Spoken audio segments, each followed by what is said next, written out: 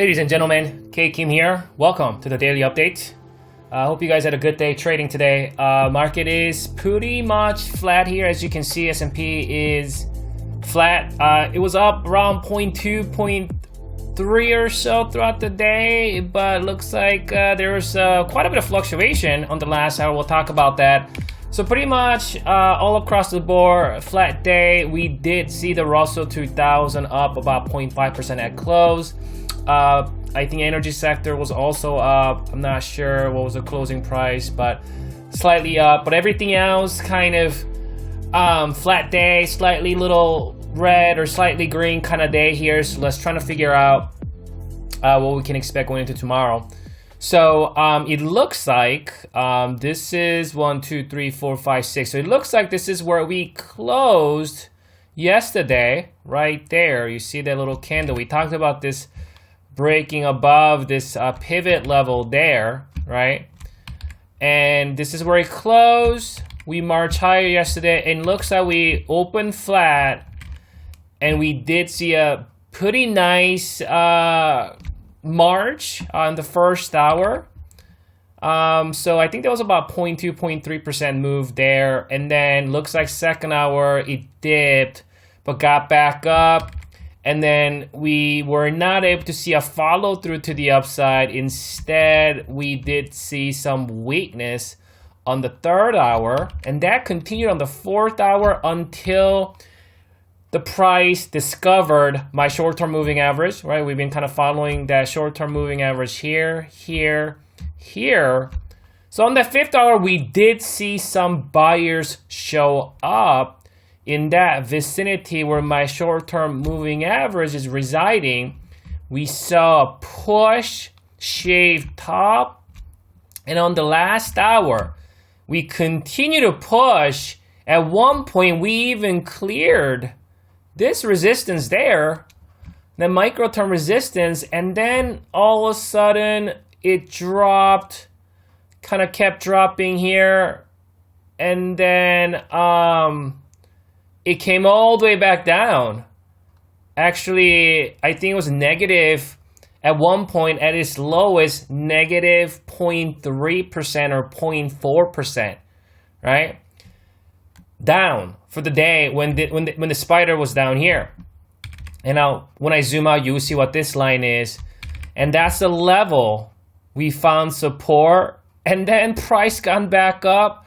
Like magically, we closed above my short-term moving average, right? It is no coincidence it did that, because it did the same thing here on the second, which was yesterday, right? We saw a gap down, and then we closed the first hour above my short-term moving average, and technically, market is still above my short-term moving average, despite the fact that we saw some fluctuations on the last hour. So it looks like there was some kind of a jittery action here at the last hour. We got like high wave, spinning top type of candle, right? And we don't see it. This is kind of like a pause type of candle, right? We don't see a long body either. We have a pretty equal amount of wicks at the top and at the bottom. So the end result was kind of tied. It's a tied day, right? It looks like there's a bulls making a move, bears brought it down, and big up and down, happening here, bull versus bear. But then at the end of the day, we closed flat. So basically all day long, undecided, right? So because we are technically still holding above my short-term moving average, and we did see some dip buying activities here. I think in the in the micro term, and when I say micro term, I mean just looking at, just looking at the last couple of days or so. I think I want to give it more neutral in the micro term, just because the market has been kind of moving sideways here like this, and just because we did see that fluctuation in the last hour. So I want to be neutral going into tomorrow in the micro term. Again, when I say micro term, I mean couple days or so. But when I zoom out, you see more of a shorter term market movement. So I want to continue to be bullish in the short term because obviously we've been holding this rising pivot. You guys remember at one point we were in the midterm. You guys remember short to midterm, we are actually tracking this rising pivot. You guys remember that? You guys remember how we were tracking this rising pivot all throughout, pretty much all throughout the month of November, right? We've been giving it where benefit of the doubt goes to buyers as long as we stay above that rising pivot that you see on your screen. There are multiple attempts from the bears where they want to break below it. But with my midterm moving average rising, I was not able to do so. And bulls brought it up. And this was back in 355s. We're now trading about 367. Similar concept here in the short term. We now have this rising pivot, right? In the short term. And that's what giving it difficult for the bears break through to the downside. That's a prior resistance. Resistance there, support. Keep in mind, my short-term moving average still rising here. We close right above it. This gap is still open. We also have rising support here, and my midterm moving average is still rising. So despite the fact that we did see a little bit of fluctuation on the last hour today, I don't think that changes anything. If anything, I will be neutral in the micro term. But in the short term, I will continue to give benefit of the doubt to the buyers. In the midterm, obviously, with my midterm moving average continues to rise and price is not even near that level, we all obviously want to give benefit of the doubt to the buyers in the midterm. For long-term analysis, which I do on the weekend, on every Friday night, so we'll talk about the long-term markets health tomorrow. But as of today, I don't think anything changed. Everything looks similar to where we're at, like maybe yesterday or the day before. So let's continue to give benefit of the doubt to the buyers in the short term and midterm, but maybe in the micro term, right? Going into tomorrow, early tomorrow, I think it's pretty neutral. So I think there's a chance where we could see a downturn. So basically, how are you gonna figure out how the market is gonna set the tone for the day? First 2 hours is important. So if we start seeing continuation to the downside, we see weakness in the first 2 hours, very good chance that bear's gonna come down and retest the 363, 364 level, even trying to fill this gap right here. Technically, this right here, this portion is actually island. So I'm gonna actually change it to a green.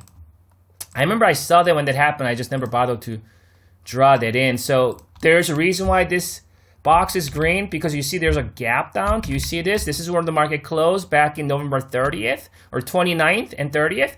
And then it opened next day below it. So there's a gap here, down gap. And then we gap over it. So this portion right here is actually an island gap, right? Island gap is a stronger gap. So I turned it into green there. So if the price do fall to about 363, 362, this portion of the gap is gonna be a stronger support just because there's a gap here, the down gap, and the up gap there, right? And not to mention we have that rising support guarding that vicinity. Let's check out that oscillator, see if we can get any more ideas where the market is headed tomorrow and possibly next week. So it looks like we have slight bearish divergence here. Let's actually use blue color right there. So we got slight higher high and then slight higher lower high here, right? So it's a similar setup as this one right here.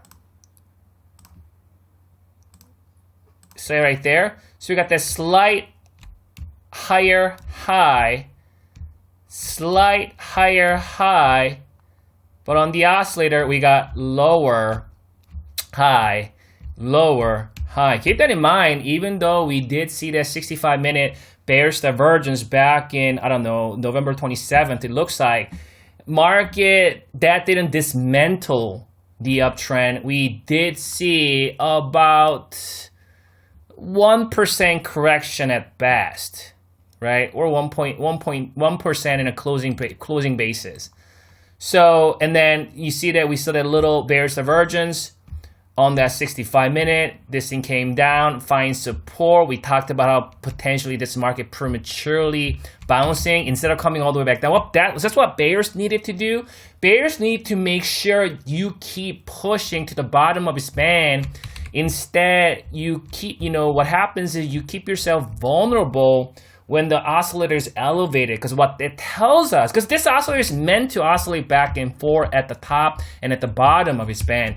But once you see that oscillator is not coming back down, that means there's a lot of buying pressure, right? So I don't think this bearish divergence is going to be any kind of alarm for any kind of a longer term traders, and you know what I mean? I think the short term, this could send the price to maybe 364, and that might make sense to see that rising pivot getting retested, and then the island top area getting retested, which is right here, is a 364. So if this thing does materialize, I could see this market coming back down to 364 to retest, and then in that process my oscillator gets reset somewhere here, and then buyers step back in, and then price get back up. So we'll know more about this tomorrow and going forward. I will be analyzing this market with you, obviously, every single day. Figure out where are the good levels, you know what I mean, to find support. And is this market ready to continue to march higher in the month of December? And as we've been in this kind of a bull run, since the election week there in early November. So enjoy your evening. Come back for you guys tomorrow night. Good luck trading tomorrow.